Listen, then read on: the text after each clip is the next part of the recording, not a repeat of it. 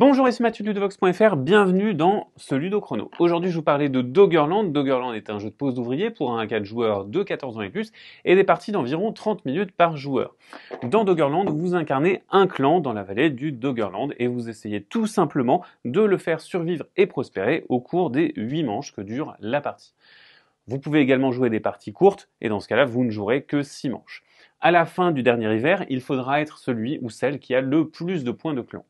Vous gagnez les points de clan en faisant des habitations, en construisant des mégalithes que vous allez placer ici, en récupérant, en fabriquant des objets d'artisanat. Vous allez vaincre des grandes proies et les chasser pour en avoir le souvenir et ainsi être capable de les peindre dans une fresque et vous allez accomplir des objectifs.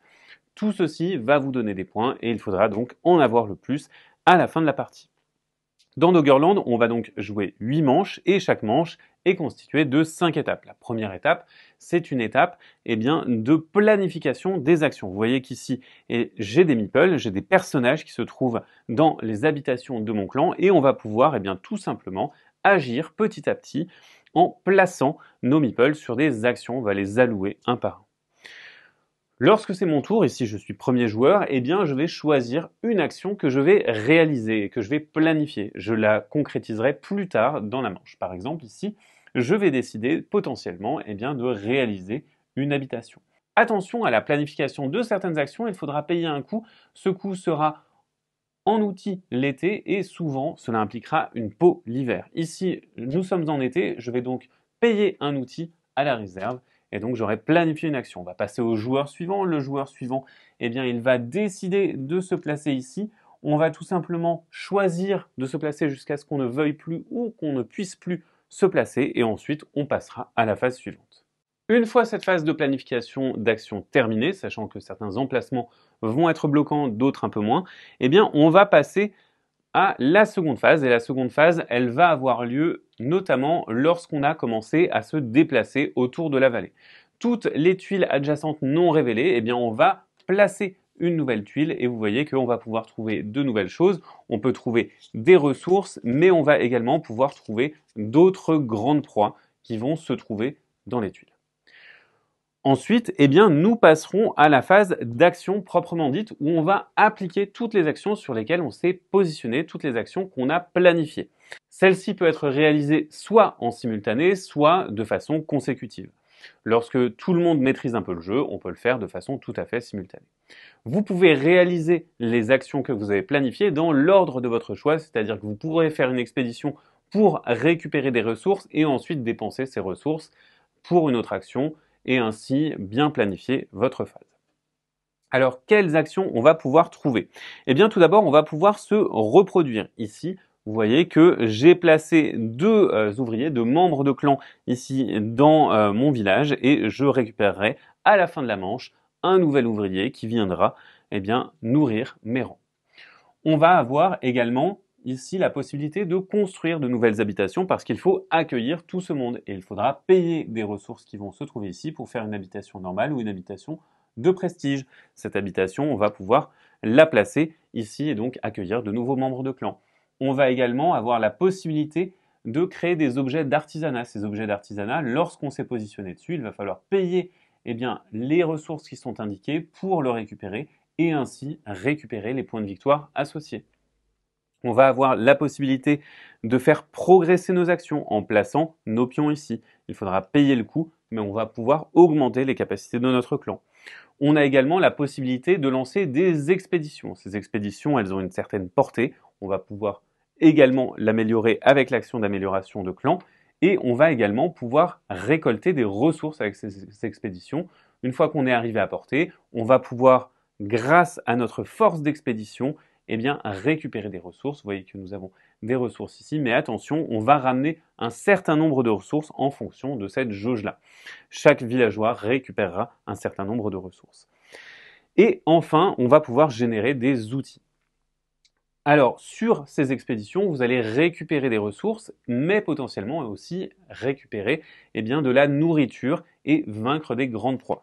La nourriture, vous allez venir la placer dans les écuelles qui se trouvent là. Vous allez placer tous les fruits que vous récupérez ici et toute la viande que vous récupérez là.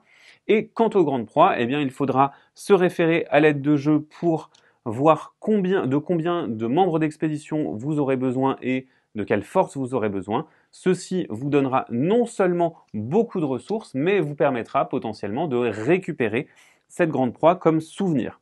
À quoi ça sert d'avoir un souvenir de grande proie? Eh bien, vous allez pouvoir le peindre dans une fresque. Donc ici, par exemple, j'ai le souvenir d'un cheval. Si j'ai réalisé l'action peindre la fresque, eh bien, je pourrais tout simplement placer mon cube ici et donc indiquer que je me suis positionné sur cette fresque, j'ai peint cette partie de la fresque. Donc on a toutes ces actions qu'on va pouvoir réaliser dans l'ordre de notre choix, mais attention, il y a deux choses très particulières. Nous avons un chef et ce chef, il va avoir des bénéfices particuliers sur certaines actions. Par exemple, réduire des coûts, augmenter la force de mes expéditions, nous permettre de faire certaines actions de foi. Et nous avons un chaman. Et la chamane, elle va nous permettre de faire ces actions-là. Lorsqu'on effectue ces actions, on va placer un cube dessus pour indiquer qu'on ne peut plus refaire cette action du restant de la partie. Dans ces actions, on va notamment trouver la possibilité de faire des jumeaux, de créer des mégalithes. Ces mégalithes, ils vont venir se positionner sur des emplacements de la vallée et ils vont nous permettre de continuer à explorer comme ceci Doggerland. Une fois que les joueurs ont réalisé leurs actions, eh bien, on va procéder à la migration. Alors, lors de la migration, tous les animaux qui sont encore là vont se déplacer. Ils vont se déplacer en fonction de la flèche qui se trouve ici, sous leur tuile. Et on va les déplacer dans ce sens-là. Donc, on va d'abord déplacer comme ceci. Et si on a un conflit, on va faire de haut en bas. Donc ici, cet animal va se déplacer de 2 cases puisque c'est un animal estival. Sa première case va être une case vide, donc il va aller de l'autre côté, donc une case, puis 2 cases. Une fois qu'on a déplacé tous les animaux, on va venir faire changer la flèche de sens et ainsi les animaux vont tourner de manche en manche. Ensuite, on passera tout simplement à la phase de fin de manche. Et pendant la phase de fin de manche, on va pouvoir marquer des objectifs communs. Lorsqu'on en a les prérequis, on va pouvoir placer un cube, ça nous donne des points, sachant qu'on ne peut être positionné qu'une seule fois par objectif. Et qu'une fois qu'un cube objectif a été placé lors d'une manche, les autres joueurs, ils devront se placer sur les autres emplacements libres ou l'autre emplacement libre qui est moins rémunérateur. On va révéler également une nouvelle fresque et on va pouvoir procéder à un nouveau tour en récupérant nos pions et en nourrissant notre clan. Lorsqu'on va nourrir notre clan, on va payer de la nourriture. Chaque viande nourrit 2 membres de clan, chaque fruit nourrit un membre de clan. Toute la nourriture qui va être dépensée est placée dans la réserve. En revanche, s'il nous restait de la nourriture, elle va s'avarier petit à petit, elle va passer d'une écuelle à l'autre. Lorsque de la nourriture est dans la dernière écuelle et qu'elle vient à s'avarier, elle est tout simplement retirée. Attention, si vous ne pouvez pas nourrir les membres de votre clan, vous allez récupérer ces jetons disette. Ces jetons disette, ils vont vous faire des points négatifs en fin de partie. Ensuite, si personne n'a fait l'action de la chamane pour récupérer le premier joueur, on passe le jeton premier joueur au joueur suivant et on va procéder à une nouvelle manche. Attention, les animaux vont se régénérer également entre les manches. À chaque nouvel hiver, tous les animaux d'hiver vont se régénérer et à chaque phase d'été, les animaux d'été vont se régénérer sur leurs tuiles. À la fin de la 8e manche ou la 6e, si vous jouiez en mode rapide, on va procéder au scoring. On va alors additionner les points qu'on va pouvoir trouver ici, donc les membres de notre clan, nos habitations, nos objets d'artisanat, les mégalithes, les objectifs qu'on a réalisés, les majorités ici, moins les disettes, et on va alors calculer le nombre de points de notre clan. Le joueur ou la joueuse qui a accumulé le plus de points de clan remporte la partie de Doggerland. Notez qu'il existe également un mode solo dans lequel vous allez pouvoir vous mesurer à un adversaire imaginaire et dans lequel il faudra réaliser des objectifs sans avoir trop de disettes.